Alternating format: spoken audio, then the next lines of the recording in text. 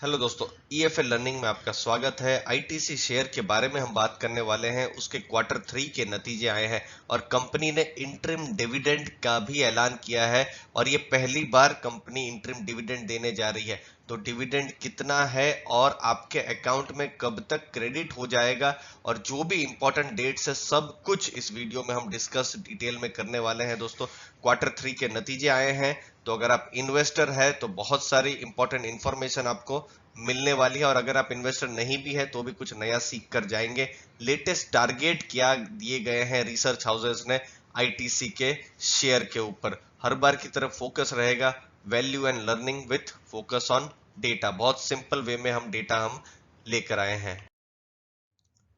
तो दोस्तों, ITC interim dividend देने जा रही है। जनरली ये फाइनल डिविडेंड देती है, लेकिन ये पहली बार इंटरिम डिविडेंड दे रही है। और कितना दे रही है?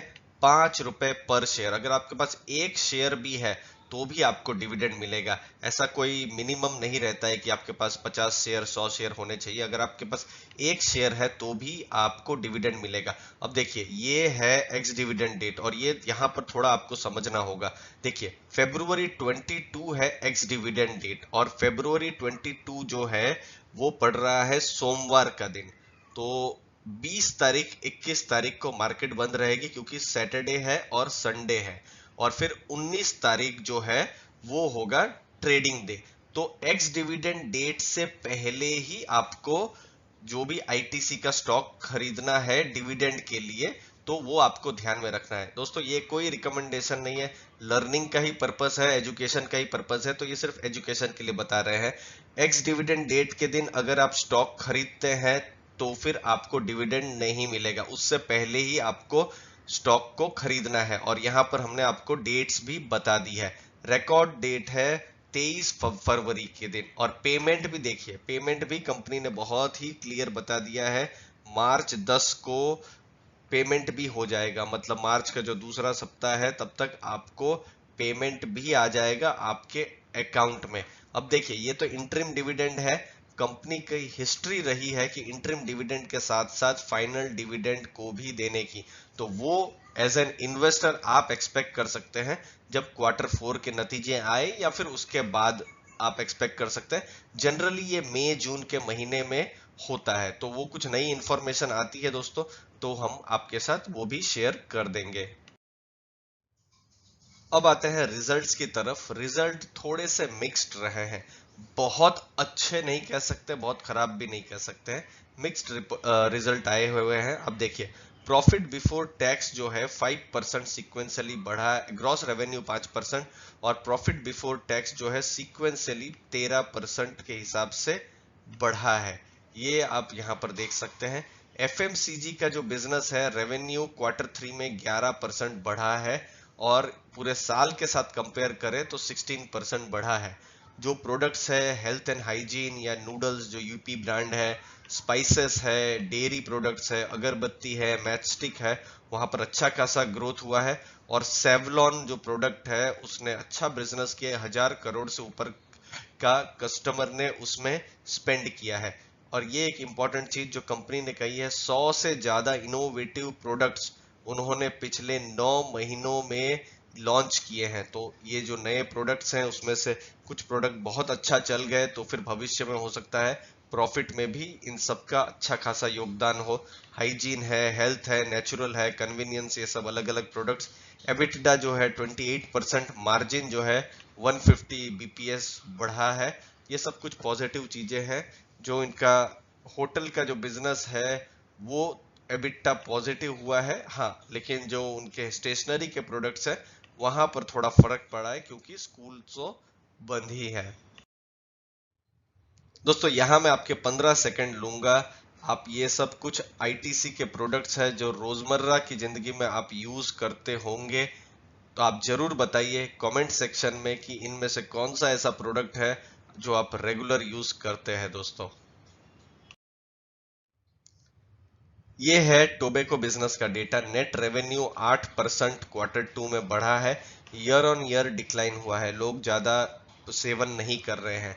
रिकवरी मेट्रोज में अच्छी हुई है जैसा दिखने में मिल रहा है, लेकिन अभी भी लीगल इंडस्ट्री में इम्पैक्ट है क्योंकि देखिए बजट में ये चीज अच्छी हुई कि टैक्सेस तो बढ़े नहीं, लेकिन फिर भी स्मगलिंग या इलीगल प्रोडक्ट्स अभी भी बेचे जा रहे हैं। तो उसके लिए आईटीसी का भी जो रेवेन्यू है वो कम होता है, और चूंकि इसमें टैक्सेशन बहुत ज्यादा है तो गवर्नमेंट के भी टैक्सेशन में फर्क पड़ता है।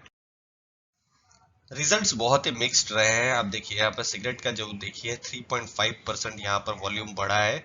जो एफएमसीजी है जहां पर बहुत ज्यादा एक्सपेक्टेशन है कि जहां अच्छा खासा ग्रोथ हो, ये देखिए Q2 में ज्यादा इनफैक्ट नंबर था, और अभी Q3 में देखिए 3562 है, जो Q2 में ज्यादा अच्छा था। और देखिए भविष्य में अगर बहुत अच्छा रिटर्न अगर कमाना है तो ये वाला जो पार्ट है ना, यहाँ पर ज्यादा से ज्यादा प्रॉफिट्स आने चाहिए, मार्जिन्स ज्यादा बढ़ने चाहिए। देखते हैं आगे क्या होता है, अगले कुछ महीनों में, अगले कुछ सालों में क्या होता है। देखिए होटल्स का बिजनेस तो एक्सपेक्टेड ही था कि ज्यादा अच्छा नहीं करेगा, देखिए ईयर ऑन ईयर नेगेटिव में है यहाँ पर। एग्री बिजनेस अच्छा है, लेकिन फिर भी देखिए Q2 में ज्यादा अच्छा था, 2985 करोड़ था, जो कि अभी 2482 करोड़ यहाँ पर कम हुआ है, ईयरली अच्छा किया हुआ है। फिर पेपर बोर्ड जो बिजनेस है वो नेगेटिव है, रीजन ये है कि स्कूल्स कॉलेजेस बंद है यहाँ पर। तो ओवरऑल आप देखें तो यहाँ पर मैं एम लिख देता हूँ, मतलब मिक्स्ड रिजल्ट है। कुछ डिविजन्स ने अच्छा किया है, कुछ डिविजन्स ने अच्छा नहीं किया है। अब आपको मैं टारगेट्स बताता हूँ, अलग अलग रिसर्च हाउसेस ने क्या क्या रिसर्च किए हैं। यहाँ पर मैं आपको 4 रिसर्च हाउसेस के टारगेट बताऊंगा। पहला है क्रेडिट स्विस, उनका क्या कहने का है कि रिकवरी है टोबैको वाला जो बिजनेस है वहां पर, जो कि हमने देखा, सब डेटा के साथ ही देखा। एफएमसीजी ग्रोथ भी उन्होंने ऐसा बताया है कि हेल्दी है। अभी थोड़ा सा यहाँ पर आप देख सकते हैं, थोड़ा सा मॉडरेशन हो रहा है या कंसोलिडेशन हो रहा है, उनको ऐसा हेल्दी लग रहा है। कंपनी पर वो पॉजिटिव है। आज की तारीख में क्रेडिट स्विस की जो रिसर्च टीम है आउट परफॉर्म की रेटिंग दी है, और उन्होंने 265 रुपीस का टारगेट दिया है।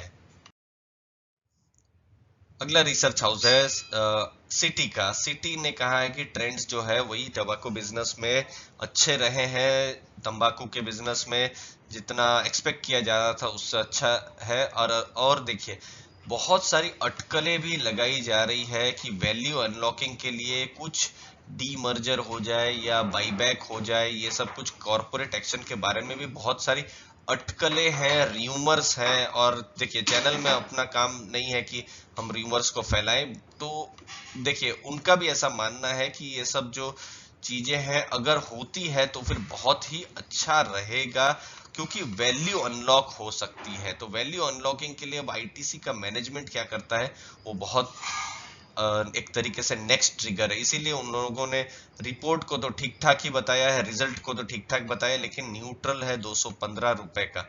ये दो टारगेट थे। अब उसके साथ एंटीक का और यस सिक्योरिटीज का क्या मानना है वो भी बता देते हैं। ये सब दोस्तों फंडामेंटल इन्वेस्टर्स के लिए टारगेट। अब दो और रिसर्च हाउसेस देखिए, एंटीक ने 273 रुपीस की बात करी है और बाई करने की सलाह दी है।